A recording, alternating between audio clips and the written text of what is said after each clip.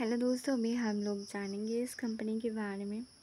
तो इसका बारे देख सकते हो, माई पर्सन क्रैश 5D देख सकते हैं हम,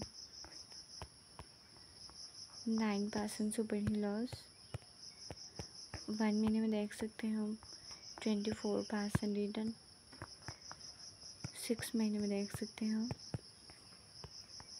15% सुपर ही लॉस 1 ईयर में देख सकते हैं हम, 9% क्रैश क्या है।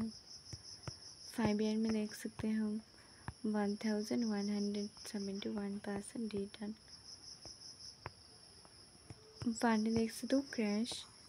ग्राफ भी देख सकते हो ऊपर है। मार्केट साइज देख सकते हो, पी देख सकते हो 65।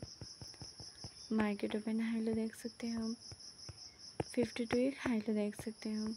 तो आज के लिए इतना ही।